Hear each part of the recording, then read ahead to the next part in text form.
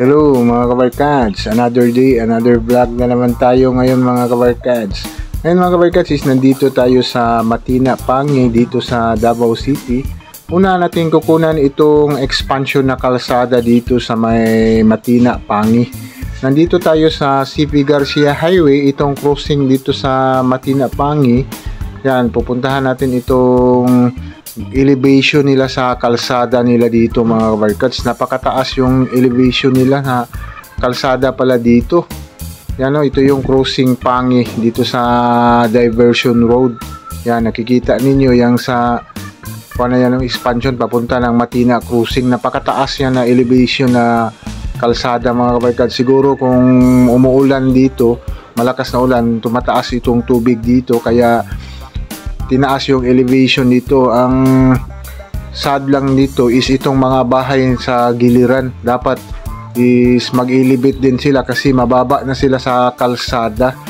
Kung may mga malakas na ulan dito, baka papasok sa kanilang mga kabahayan dito sa taas ng elevation dito sa project sa Matina Pangi. Yan, papunta na tayo dito mga kabarkads. Nandito tayo sa Matina Crossing. Dito tayo nagsisimula. Papuntahan natin itong project from Matina Crossing going to CP Garcia Highway, known as Diversion Road. Dito tayo pupunta sa may Matina Pangi para tingnan natin itong expansion nila na kalsada. Actually, matagal nang request sa atin ito dito kung kumusta na ba daw itong expansion dito sa Matina Pangi. May mga expansion na dito mga barkas, malapad na yung kalsada niya. Itong intro dito sa Matina Crossing papunta ng CP Garcia Highway known as Diversion Road. Yan, madaanan natin ngayon itong kalsada dito. Bukod sa kalsada dito mga kabarkads, atin ding titingnan itong sa may tulay, itong Matina Pangi River kasi may nakita tayo doon na ini-expand yung tubig, yung ilog doon kasi parang malaki yung tulay tapos maliit yung ilog na dumadaloy sa may sapa. Kasi yung extension niya may mga tanim kasi na mga saging. Ayan. Ngayon is tinanggal na yung mga saging doon sa bako. Pinalakihan talaga yung ilog dito sa Matina Pangi para kung may mga malalakas na ulan, hindi bibigla tataas yung tubig. Dandahan na dadaloy itong tubig dito sa Matina River. Yan, ito muna ating daanan mga kabarkads. Nakikita natin dito is napakalapad na yung kalsada dito sa Matina Pangi talaga yan. Oh. Makita dati is ang liit lang dito, ngayon 2 lanes siya pero napakalapad na 2 lanes itong kalsada dito sa Matina Pangi. Yan, nandito tayo sa may NCCC. Yan, papunta tayo doon para titingnan natin itong expansion dito sa kalsada at yung nakita natin sa drone shot kanina, yung elevation sa project dito sa Matina Pangi. Ano ba yung improvement dito na banda? Parang may mga expansion na gagawin dito sa Matina Pangi.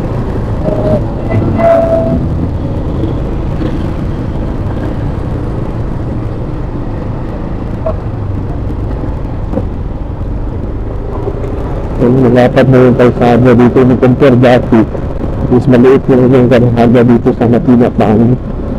Ngayon is malapad na pero buo na ba ito? Dati kapag dumadaan ka dito may mga tricycle, ang una ng takbo mo may mga tricycle pa dito na dumadaan.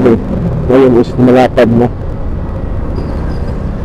hanggang dito pa pala yung expansion nila banda dito is kaya pa ito yung original na kalsada dito sa Matina Pangi. Yan ito siya, may gagawin pa na widening dito banda kapag may mga tricycle yan katulad yan may tricycle dito dumadaan is nalibit pala dito mga kalsada. Ang taas pala na elevation ng project dito. Nilibit pala dito ng banda. May elevation pala dito. sa project. Napaka ito kuha talaga ito, naka-elevate pala ito ng ilang ano na, sa mga 5 feet yata yung elevation nito sa kalsada. Parang ang kalsada dito pinantay na doon sa may CP Garcia Highway. Ito yung dito sa Matina, Pangi. Yan, napakalaking elevation pala dito, napakataas yung elevation na dito sa kalsada. Kita mo yan yung mga sasakyan, no? Yan, nasa ibaba. Sa kawawa itong mga naninirahan dito. Yan, biglang binaba yung kuha nila dito at saka dito. Kapag abunuhan na ito, dito bababa itong mga establishment dito, like yung DCs. Pag may malakas na ulan, papasok na sa kanilang kabahayan itong tubig. Dito dapat mag-upgrade din sila dito. Itong naninirahan dito na mga establishment. Yan, kasi ang haba ng elevation pala dito sa project ng kalsada. Yan, dito sa Matina, Pangi.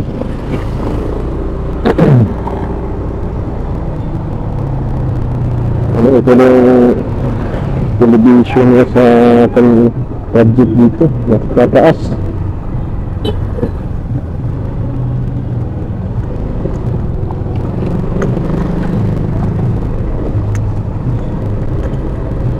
Kapag dito sa kabila, ganun din. Yan, hirap na dito sa kabilang side.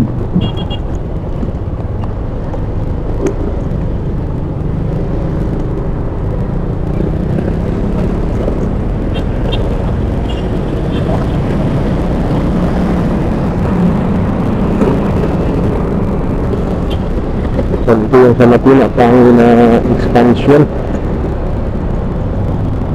sa kalsada ng project dito is ang taas ng elevation ng kalsada. Pinantay dito sa City Garcia yung elevation ng kalsada doon papasok sa Matina, Pangi, papunta ng Matina, Quezon.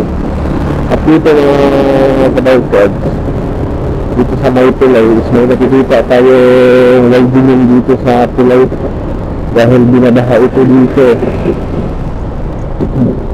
Tingnan natin.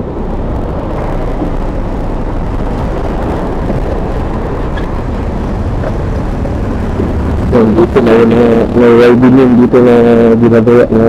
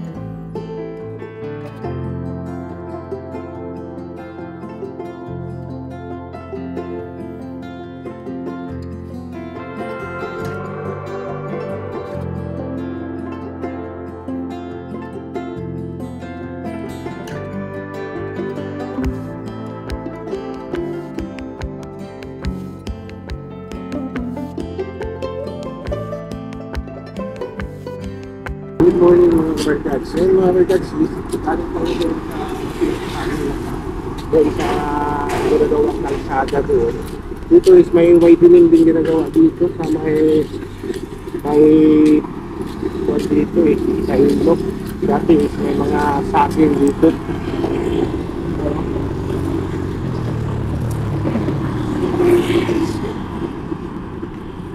So, pinarakihan yung dito.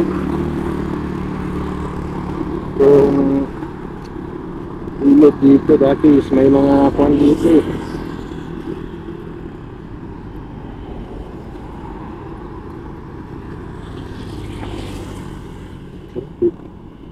Yung kuwan dito, crane, bako yung ginamit, ibang klase. Parang pang ilog talaga. Yan dati dito mga kabaltas is mga saging ito na tinatanim. Ngayon is tinanggal na, pinalakihan yung ilog dito. Kasi napakalaki yung ilog dito. Maliit lang yung may expansion pala dito para sa mga baha dito, para lalapad yung kan dito ilog.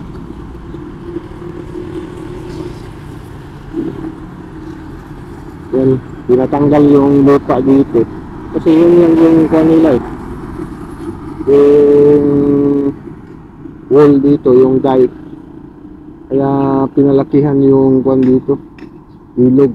Yan, tatanggalin lahat siguro itong lupa dito, tatanggalin, nilagay sa kabila, tanggalin para lalapad itong ilog dito kapag may malaking tubig. Hindi kasi katulad nito, ganyan lang kalaki, sisikip yung tubig, tataas talaga yung tubig dito kasi ang liit lang. Ngayon ini-expand na nila kung gaano kalaki yung dike dito, is ganoon din kalaki yung tubig na hindi siya tataas, is bababa siya. Yan, dito sa may Matina Pangi ito river.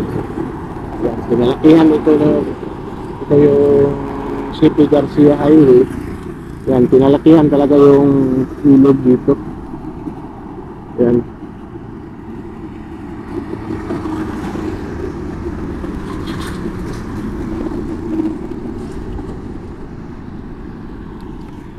Yan, ito yung mga flood control project dito mga kaluntas. Kasi may history na itong Matina Pangi. Dito siya sa kuwan dito, kalaki itong ilog dito.